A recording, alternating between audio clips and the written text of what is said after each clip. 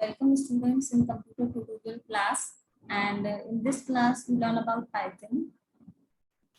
Python is also coming for class 6, 7 and 8 students also, and they also learn Python. So I have made this video for small students for class 6, 7, 8.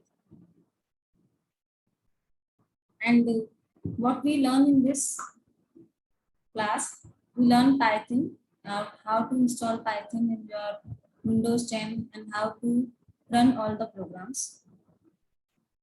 Now what we do in this class, I will tell you.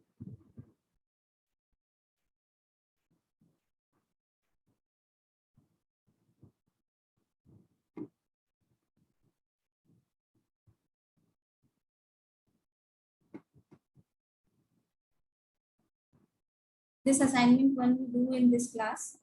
In assignment 1, I have given you 3 questions. First is print hello world program using print function. You have to use print function to print hello world on the screen. Second, you have to add two numbers, any two number, and show the output on the screen using print function. Third program is you have to use input function to take input from user, and we have to perform these operations: addition, subtraction, multiplication and division on that two numbers. And after that you have to use print function to print the output on the screen.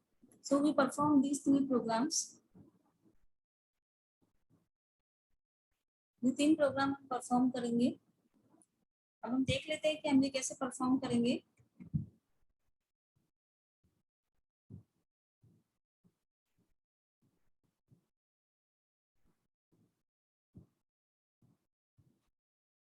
Firstly आपको Python install करनी है, तो मैं आपको Python install करना सिखा देती हूँ.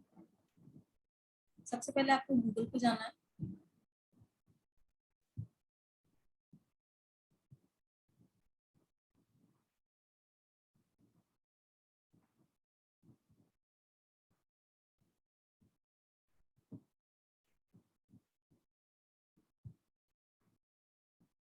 गूगल क्रोम पे जाके आपको यहाँ पे ये टाइप करना है, डाउनलोड पाइथन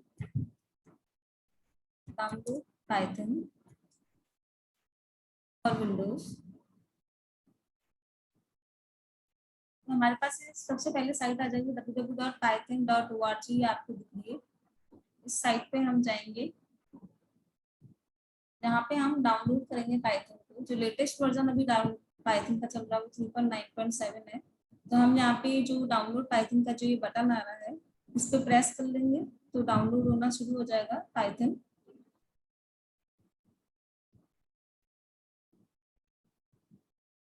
अब देखो जैसे ही डाउनलोड स्टार्ट हो जाएगा तो आपको दिख जाएगा बॉटम लेफ्ट कॉर्नर में कि पाइथन इंस्टॉल डाउनलोड हो चुका है.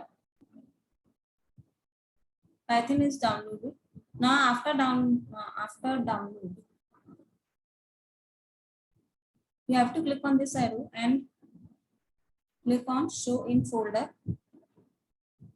Show in folder पे क्लिक करने के बाद हमारे पास यहाँ पे ये आ जाएगा Python 3.9.7 AMD 64. मीन्स इसका सेटअप है जिससे आप यूज करके Python को इंस्टॉल कर सकते हैं. आप इसको क्लिक करेंगे, डबल क्लिक करेंगे आप. You have to double click on this.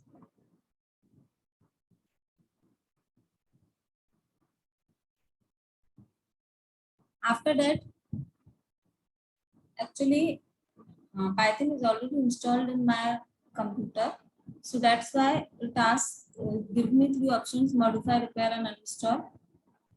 In your PC it is not installed, so they are तो वो डायरेक्टली इंस्टॉल होना शुरू हो जाएगा, तो आप डायरेक्टली से इंस्टॉल कर सकते हो.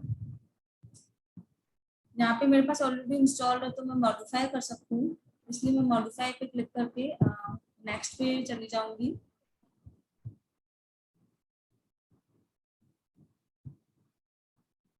आपका जब इंस्टॉल होगा तभी भी वो इसी तरीके से इंस्टॉल होगा, बिल्कुल जैसे ग्रीन बार शो हो रही है. ये ग्रीन बार पूरी खत्म हो जाएगी तो आप यहाँ पे ये आ जाएगा thank you for using Python 3.9.7. आप इसे क्लोज कर सकते हैं विंडो को. पाइथन पूरी तरीके से आपके कंप्यूटर में इंस्टॉल हो चुकी है। अब आपको देखना है कि पाइथन इंस्टॉल हो चुकी है, तो आप यहाँ पे ब्राउजर सेक्शन में यहाँ पे सर्च में जाएंगे, पाइथन लिखेंगे, right Python, and after that you open this app of Python. Python में हम दो विंडोज यूज करते हैं। फर्स्ट जो होती है ये शेल विंडो है, स्क्रिप्ट विंडो, एंड जिसे हम कमांड विंडो भी बोलते हैं, इसे हम कमांड विंडो बोलते हैं। तो यहाँ पे हम कमांड्स डायरेक्टली लिखेंगे एंड कमांड्स एग्जीक्यूट होंगे। इसमें एक और विंडो यूज होती है, सेकंड विंडो, जो कि शेल विंडो होती है। तो वो शेल विंडो हम यूज करते हैं सारे प्रोग्राम को एक साथ एग्जीक्यूट करने के लिए। तो मैं दोनों का यूजेस बता दूंगी आपको कि वो कैसे यूज करना है आपको। फर्स्ट जो आपकी जो ब्लैक स्क्रीन ओपन हुई है, उस ब्लैक स्क्रीन को आपको कैसे यूज करना है। जैसे मैंने आपको बताया कि आपको फर्स्ट प्रोग्राम में कि आपको प्रिंट फंक्शन यूज करना है। फर्स्ट ऑफ ऑल मैं आपको बता दूं कि प्रिंट फंक्शन हम इसलिए यूज करते हैं ताकि जो भी हमें स्क्रीन पे दिखाना है तो वो उसके लिए हम प्रिंट फंक्शन यूज करते हैं। और प्रिंट फंक्शन में आप जो भी लिखोगे, whatever you write, it will exactly print on that manner on the screen also। बिल्कुल एज इट इज आपको स्क्रीन पे भी वैसा ही दिखेगा जैसा प्रिंट फंक्शन में लिखा। अगर आपने स्पेस दिया है, कॉमा लगाए हैं, डबल क्वोट्स लगाए हैं, कोई भी मार्क या सिंबल्स यूज कर रहे हैं, तो वो सारा का सारा वैसा का वैसा दिख जाएगा। लेकिन शर्त ये है कि आपको प्रिंट फंक्शन यूज करने के बाद उसमें डबल क्वोट्स के अंदर आपको टेक्स्ट लिखना है। जो भी आप डबल क्वोट्स के अंदर लिखोगे और जैसा लिखोगे वैसा का वैसा वो आपको स्क्रीन पे शो होगा। तो फर्स्ट मैं आपको प्रिंट फंक्शन का यूज बता रही हूँ। Print hello world.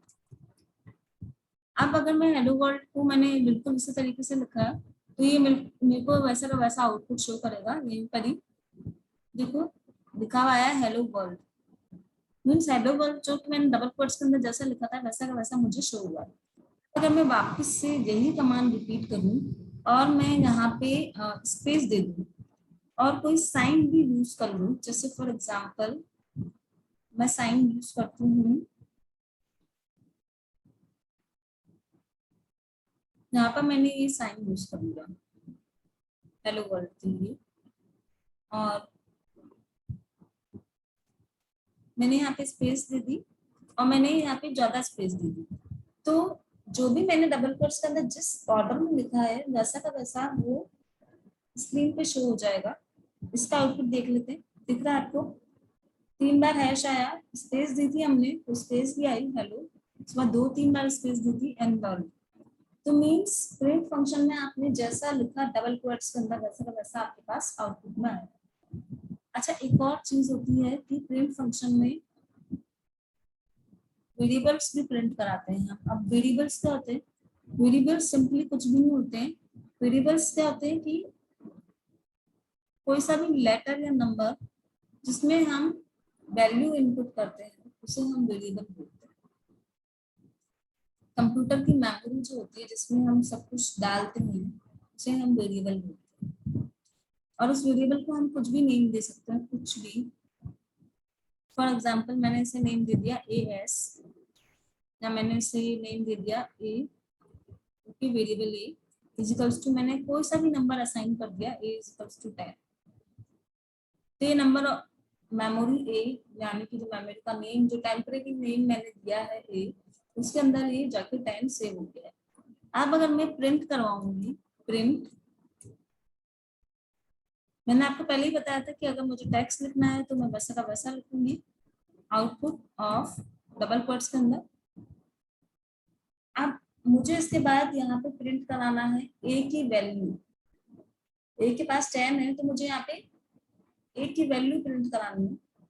तो मैं यहाँ पे लिख दूंगी आउटपुट ऑफ A इज, जैसे मैंने डबल कोट्स के अंदर लिखा तो ये वैसा का वैसा आ जाएगा, आउटपुट ऑफ A इज। उसके बाद मुझे इसकी वैल्यू दिखानी है A की वैल्यू क्या है। तो मैं A की वैल्यू यहाँ पे कॉमा लगाने के बाद मेरे पास यहाँ तो 2 ऑप्शन है कि मैं यहाँ पे लिख दूं आउटपुट ऑफ A इज 10, तो ये बिल्कुल ऐसा कैसा शो हो जाएगा। लेकिन मुझे ऐसा नहीं करना, मुझे ये वेरिएबल यूज करना है A इज कॉमा A। तो इससे क्या हो जाएगा, output of A is comma A, means जो A की वैल्यू है अब वो प्रिंट होगी और वो मुझे शो होगी। अगर मैं ए की वैल्यू चेंज भी कर देती हूँ तो आउटपुट ऑफ ए चेंज हो जाएगा। आप देख सकते हैं कि आउटपुट ऑफ ए क्या आया 10। अगर मैं ए की वैल्यू यहाँ पे चेंज कर देती हूँ, ए इज इक्वल्स टू 20, तो ऑब्वियसली बात है ए की वैल्यू चेंज हो चुकी है। और अगर मैं यहाँ पे वापस से ये कमांड रन करती हूँ, आउटपुट ऑफ ए इज ए, तो यहाँ पे आ जाएगा आउटपुट ऑफ ए इज 20। तो वेरिएबल्स यूज करने से ये फायदा हो जाता है कि जो मेमोरी है उसमें हम अलग अलग डेटा टेम्पररी डाल सकते हैं, उसे यूज कर सकते हैं। और एक मेमोरी के जो एक डेटा हमने एट अ टाइम डाला है वही यूज होता है। तो ये एबीसी और जो भी आप नेम दे सकते हो वेरिएबल को आप दे सकते हो।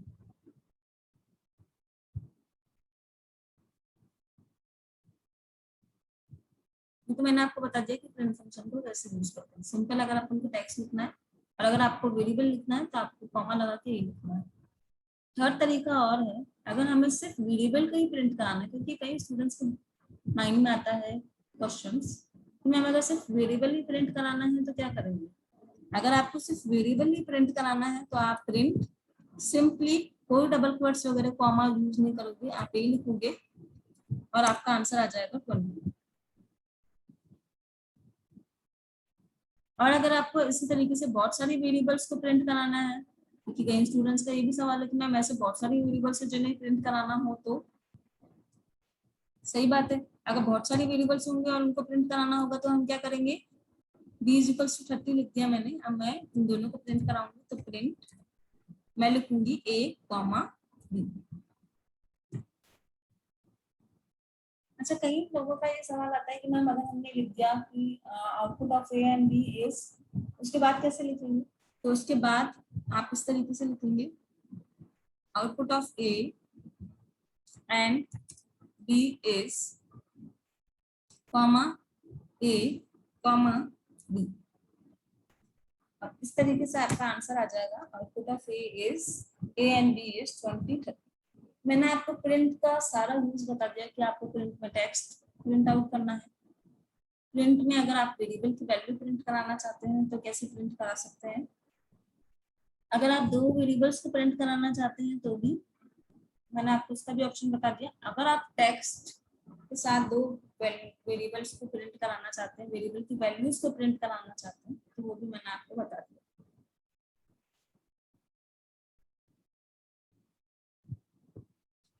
तो यहाँ पे तो हमने अभी प्रिंट फंक्शन के बारे में पढ़ा। अब जो मैंने आपको असाइनमेंट दिया उसमें हम इनपुट फंक्शन भी यूज करेंगे, तो मैं आपको यहाँ पे बता देती हूँ कि हम इनपुट फंक्शन कैसे यूज करते हैं। इनपुट फंक्शन मेनली यूज होता है यूजर से इनपुट को मांगने के लिए, यानी कि यूजर इनपुट में कुछ भी डाल सकता है। अभी तो हमने क्या किया था, a is equals to 10 and b is equals to 20 हमने खुद ने असाइन किए थे। लेकिन अब मैं चाहती हूँ कि यूजर खुद ही कोई सी भी वैल्यू जब प्रोग्राम रन हो रहा हो तब उसके मन में जो भी वैल्यू आए वो इंसर्ट कर सकता है, उसे ये परमिशन मुझे देनी है। तो मैं क्या करूंगी, इनपुट फंक्शन यूज करूंगी, इनपुट।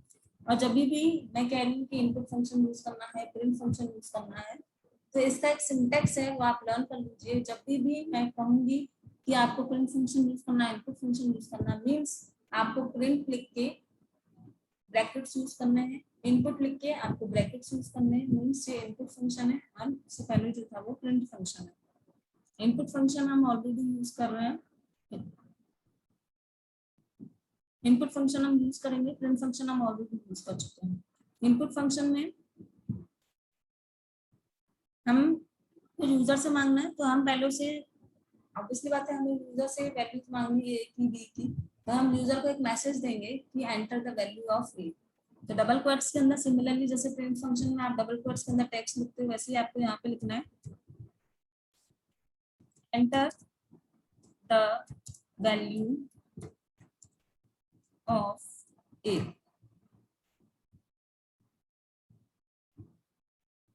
आप ऐसे लिख सकते हैं। तो यहाँ पे इनपुट में जब हमने डाला टेक्स्ट तो वो text as it is show हो जाएगा, और टेक्स्ट के आगे आप देखोगे कि कर्सर जो है वो आएगा और कर्सर ब्लिंक होता हुआ आएगा। इस कर्सर को ब्लिंक होने का मतलब ये होता है कि आपसे ए की वैल्यू मांग रहा है, मीन्स ये आप जो यूजर है जिससे जो ये आउटपुट देख रहा है उससे ये वैल्यू मांग रहा है कि कोई वैल्यू इंसर्ट करो। तो मैं यहाँ पे वैल्यू इंसर्ट कर देती हूँ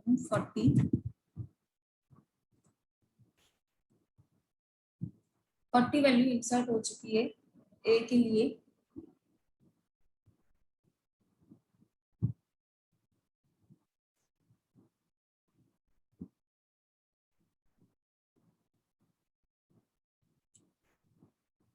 अब नेक्स्ट क्वेश्चन ये उठता है बच्चे के माइंड में कि मैम इनपुट में तो वैल्यू तो मांग रही लेकिन ये इंसर्ट कहाँ हूँ।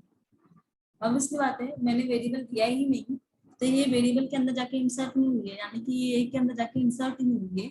तो हम इसे करेक्ट करने के लिए ए इज इक्वल्स टू यहाँ पे लिखेंगे input enter the value of a. और अब हम इसमें एंटर प्रेस करेंगे तो enter the value of a में मैंने डाल दिया 23, यानी कि जो अब वैल्यू मैं 23 डाल रही हूँ ए के अंदर इंसर्ट हो चुकी है। अब अगर मैं प्रिंट करवाती हूँ, प्रिंट ए की वैल्यू में प्रिंट कराती हूँ डायरेक्टली, तो आप देखेंगे 23 आ जाएगा आंसर, यानी कि जो हमने इनपुट मांगा यूजर से वो ए के अंदर जा चुका है। बी इज इक्वल्स टू इसी तरीके से हम इनपुट बी के लिए भी यूज कर लेते हैं। वेरिएबल बी है, एक नेक्स्ट वेरिएबल है, enter the value of B.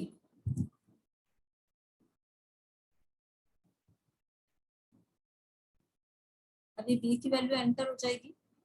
अब देखो कर्सर ब्लिंक हो रहा है, इसका मतलब वो वैल्यू मांग रहा है, तो हम वैल्यू कुछ भी इंसर्ट कर देते हैं। मीन से वैल्यू किसके अंदर इंसर्ट हो गई है, बी के अंदर। ए के अंदर ऑलरेडी एक वैल्यू इंसर्ट हो चुकी थी, बी के अंदर भी ऑलरेडी एक वैल्यू इंसर्ट हो चुकी है। अगर आपको ऐड करना है तो आप सी में कोई नेक्स्ट वेरिएबल है, वेरिएबल को आप कोई भी नेम दे सकते हो, c is equals to 8 plus b। आप इस तरीके से मैथमेटिकल ऑपरेशन परफॉर्म करोगे दोनों नंबर्स पे। मैथमेटिकल ऑपरेशन परफॉर्म होने के बाद आप प्रिंट करा दोगे वैल्यू किसकी, सी की, क्योंकि ए और बी का जो एडिशन है वो किसमें चला गया, सी में।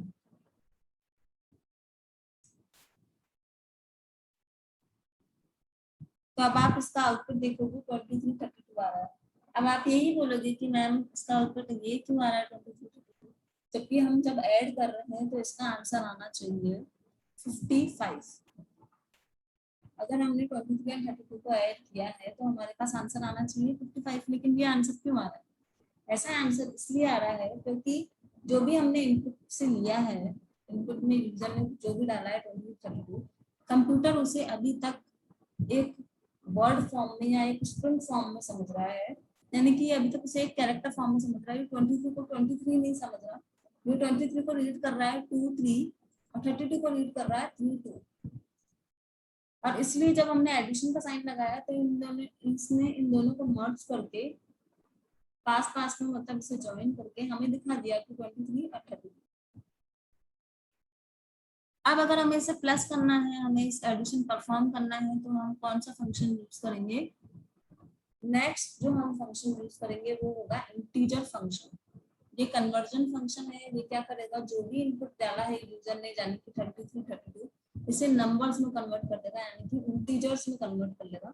तो जो हम नेक्स्ट फंक्शन यूज करेंगे वो है इंटीजर फंक्शन। इंटीजर फंक्शन हम यूज करेंगे तो a इज इक्वल्स टू, मैंने अब जैसे पहले प्रोग्राम्स किए थे वैसे ही a is equals to input मांगा है। इंटीजर फंक्शन को भी मैंने आपको बता दिया कि इंटीजर फंक्शन मैं जब इंटीजर का नाम ले लूँ तो हम इंटीजर फंक्शन के लिए int लिखते हैं और ब्रैकेट्स यूज करते हैं। और आपको जो भी नंबर आ रहा है, अगर आप यूजर से ले रहे हैं, आप खुद डाल रहे हो, अगर आपको उसको नंबर में कन्वर्जन करना है तो आपको उसको इंटीजर फंक्शन के अंदर लिखना होगा। तो अभी हम इसे इंटीजर फंक्शन के अंदर लिख देते हैं।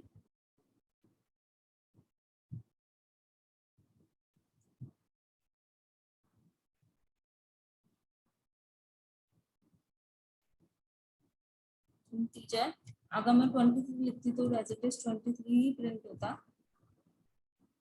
ओके, और यूजर के अंदर या तो मैं डायरेक्टली खुद वैल्यू इंसर्ट कर दूं, या तो मैं इनपुट यूजर से लूँ और वो इंसर्ट करूँ। तो क्या होगा कि इंटीजर के अंदर हम इनपुट फंक्शन देंगे। मीन्स जो भी इनपुट लेंगे यूजर से वो इंटीजर के पास चला जाएगा और इंटीजर फंक्शन इसे इंटीजर में कन्वर्ट कर देगा। इस तरीके से हमें लिखना है।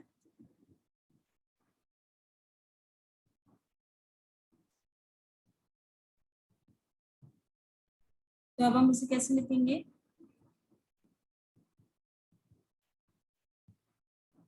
a is equals to input है, हम यहाँ पे लिखेंगे इंटीजर, ब्रैकेट्स लगाएंगे और इनपुट फंक्शन इस ब्रैकेट्स के अंदर लिख देंगे। Enter the value of a, कुछ भी डाल सकते हैं 12। b के लिए भी हम सिमिलरली ऐसे ही परफॉर्म करेंगे। b की वैल्यू लेने के लिए बस वेरिएबल का नेम चेंज कर देंगे, एंटर प्रेस करेंगे। Enter the value of b 23। अब a का डाला है, a की वैल्यू है 12, b की वैल्यू है 23 और इसका आंसर आना चाहिए 35। तो हमारे पास अगर हम ऐड करेंगे तो हमारे पास आंसर आना चाहिए 35 is equals to a plus b। अभी एक्चुअल में इसे मैं एडिशन परफॉर्म करेगा, यानी कि a और b को ऐड करेगा, सिर्फ ज्वाइन नहीं करेगा, यानी कि इसे पास पास में लाके प्रिंट नहीं करा देगा। तो c is equals to a plus b perform हो चुका है। अब हम प्रिंट करवाएंगे c को, यानी कि हम यहाँ पे ये भी लिख सकते हैं, या तो हम प्रिंट करा दो c को, तो इसका आउटपुट आ जाएगा 23 और 12 का 35। या तो आप इसे ऐसे भी कर सकते हो, print sum of a and b is comma c, क्योंकि c के अंदर ही सेव है a और b का सम। आप देख सकते हैं क्या लिखा आ रहा है, sum of a and b is 35। तो मैंने आपको यहाँ पे इस क्लास में प्रिंट फंक्शन को यूज करना और इनपुट फंक्शन को यूज करना बता दिया। एंड आपको प्रिंट फंक्शन और इनपुट फंक्शन दोनों यूज करने हैं। आप जब प्रिंट फंक्शन और इनपुट फंक्शन को यूज करोगे तो आपके प्रोग्राम इजीली कर सकते हो। और जो मैंने आपको असाइनमेंट दिया है आप इसका स्क्रीनशॉट ले सकते हो। इस वीडियो के स्टार्टिंग में मैंने आपको असाइनमेंट बताया था, आप इसका स्क्रीनशॉट ले सकते हो और वो असाइनमेंट आप कंप्लीट कर सकते हो। नेक्स्ट वीडियो जो मैं बनाऊंगी वो मैं असाइनमेंट से रिलेटेड ही बनाऊंगी, तो आप इस वीडियो को देख लेना कि मैंने वो असाइनमेंट कैसे कंप्लीट किया। क्वेश्चन नंबर 1 था कि हेलो वर्ल्ड को कैसे प्रिंट करेंगे, वो आप असाइनमेंट कर सकते हो। क्वेश्चन नंबर 2 था कि ए और बी को ऐड कराना है, तो वो भी आप कर सकते हो कि ए और बी को कैसे ऐड कराना है। थर्ड जो है थोड़ा टिपिकल है कि इनको यूजर से मांगना और एडिशन, डिवीजन, सब्ट्रैक्शन सब परफॉर्म करने हैं। तो ये सब में पूरे के पूरे 3 प्रोग्राम्स आपको नेक्स्ट क्लास में बताऊंगी कि कैसे यूज कर, कि कैसे इन प्रोग्राम्स को एग्जीक्यूट करना है, कैसे हम परफॉर्म करेंगे वो प्रोग्राम्स, क्या स्टेप बाय स्टेप होगा। ओके, तो आज सिर्फ आप प्रिंट फंक्शन और इनपुट फंक्शन को यूज करके देखो। अगर आप ब्रेन यूज कर सकते हो तो आप इन प्रोग्राम्स को स्टूडेंट्स एग्जीक्यूट भी करके देखो। नेक्स्ट क्लास में हम पढ़ेंगे कि हमको प्रोग्राम्स कैसे